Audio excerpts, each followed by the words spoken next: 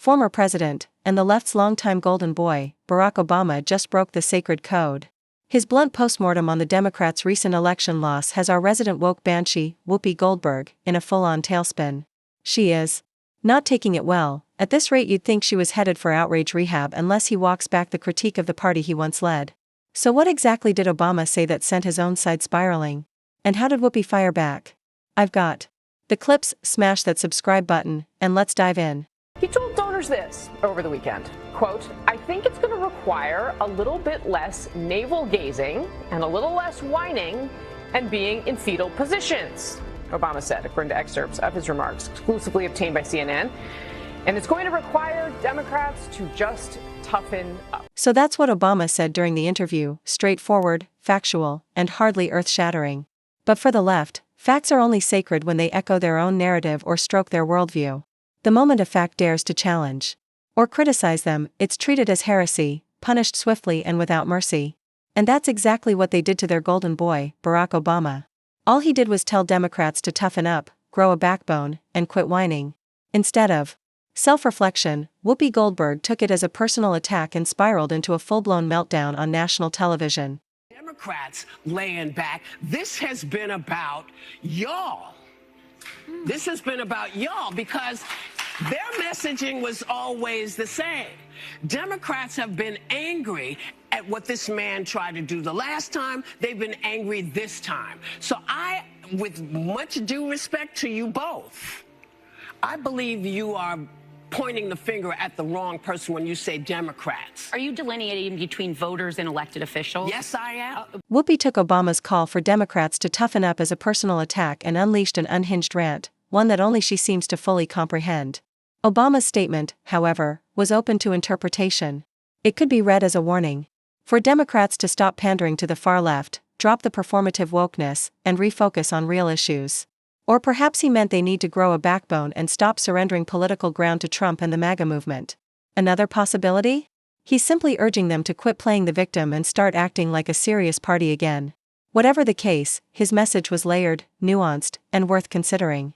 But instead of engaging with that nuance, Whoopi chose outrage over understanding, launching into a tirade that added nothing of substance. It's the perfect example of feelings trumping facts, and it's tearing the Democrats apart from within asterisk. Voters are very impassioned. Voters, and when you say Democrats, he's talking to us saying our messaging is bad. And I'm saying, no, our messaging has not been bad because people have been out. Asterisk, it's voices like Whoopi Goldberg's that keep the DNC stuck in reverse every time it tries to inch forward. Her refusal to adapt to the political moment is a perfect snapshot of the party's identity crisis. We all saw it. Last year's Democratic messaging was a train wreck, and voters walked. Even inside the party there's growing agreement that the far left, performative, woke rhetoric landed flat with moderates and undecided voters. That's why so many Democrats are now trying to pivot toward the center, to reconnect with everyday Americans who felt pushed away by progressive extremes. And just as that course correction begins, here comes Whoopi, clutching the old script like sacred text. She keeps defending the same performative talking points that have already proved politically toxic. She calls it loyalty. In practice, it anchors the party to a losing strategy. Obama's warning was delivered to a party whose future is on the line. Unfortunately, Whoopi doesn't seem to see it that way. It's reminiscent of the moment when Obama suggested that some resistance to candidates like Kamala Harris carried sexist undertones, a moral scold that substitutes shaming for persuasion. Different cycle, same reflex. Coming up with all kinds of reasons and excuses.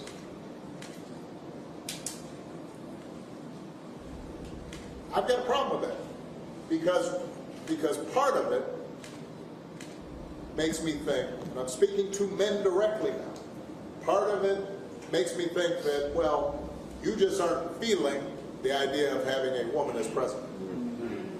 And you're coming up with other alternatives and other reasons for that. That's not acceptable.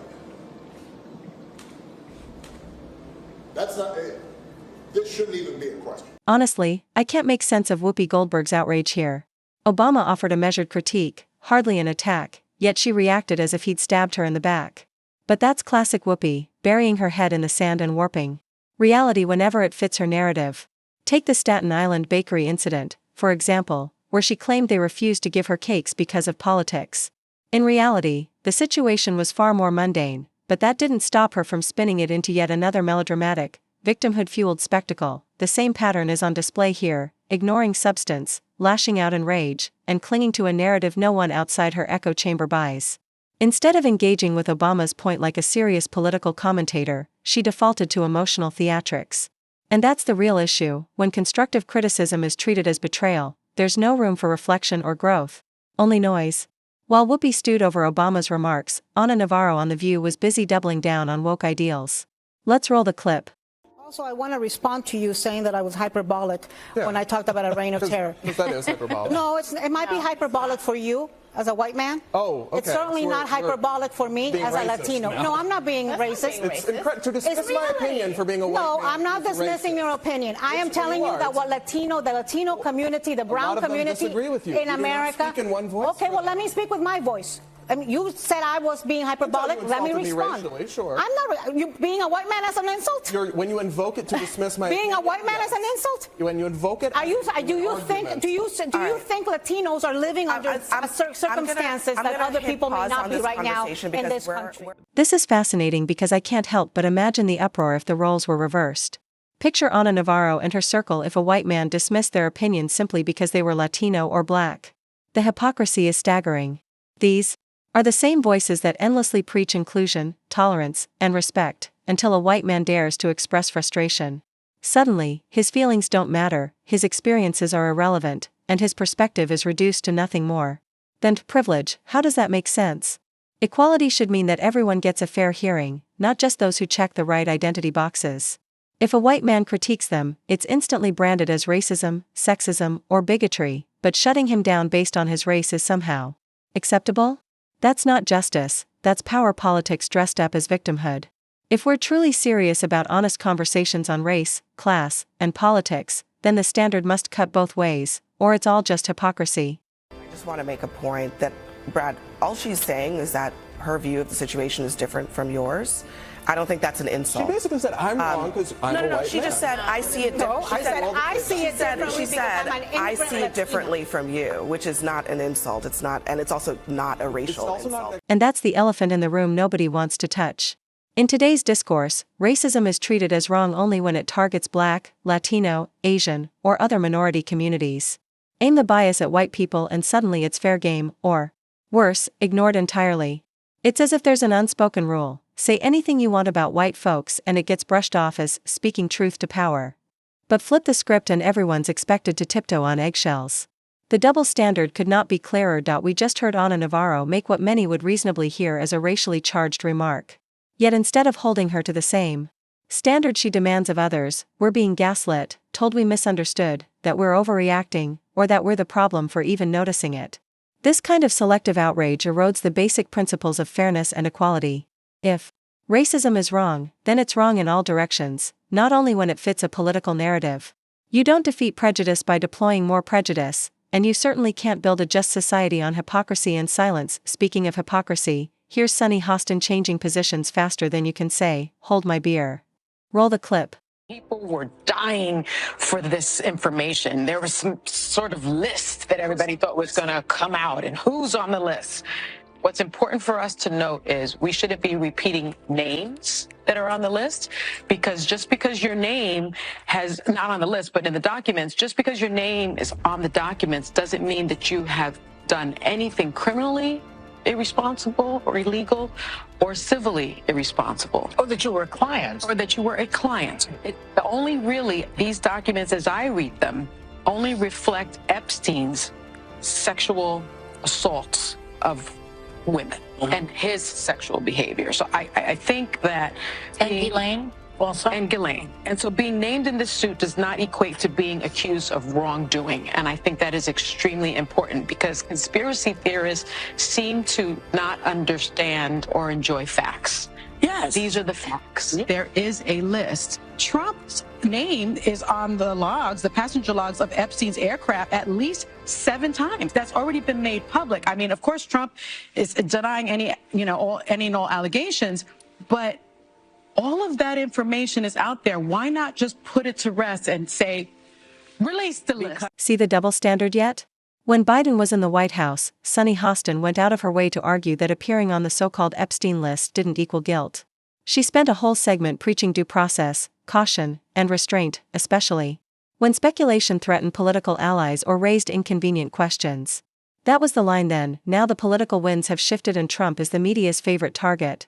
Suddenly Hostin is demanding the list be released immediately, practically salivating at the chance to use it as on-air ammunition. So where's the due process now? Where's the caution she once insisted on? Gone, because it no longer serves the narrative. This isn't about truth or justice anymore. It's about power, positioning, and how media figures like Hostin flex the rules to fit the moment. When standards change depending on who's in the hot seat, that's not journalism. It's partisan theater. I want to drink. I want to numb it. I don't want to feel it. But my logical mind is like, no, you don't want to do that. You don't want to numb it. You know what will help you feel better is to just feel the feelings. Get through to the other side. Have a good cry. And yet I can't cry. That was actress Valerie Bertinelli having a full-blown meltdown simply because Barack Obama dared to tell Democrats to toughen up. Much like Whoopi Goldberg, Valerie's outrage isn't about Obama attacking the party, because he didn't, but about him refusing to coddle it. It's as if Trump's return to power made her expect Obama to swoop in with a cape and a teleprompter full of comforting affirmations for the left. Instead, he delivered tough love, something the modern Democratic base seems utterly allergic to. Rather than reflect on Obama's message, Valerie defaulted to emotional theatrics. Let's be real, her reaction isn't about policy or principle, it's about power. She's angry because her side isn't winning, and her idol isn't shielding the party from criticism. It's a perfect snapshot of liberal Hollywood's mindset. They don't want leaders, they want cheerleaders. The moment someone, yes, even Obama, offers honest feedback, they lose their footing. It's no longer about what's right for the country. It's about preserving a carefully curated bubble of feelings, fantasy, and political convenience, and that's where we'll wrap up today's video. If you enjoyed this breakdown, hit that like button and subscribe for more content like this.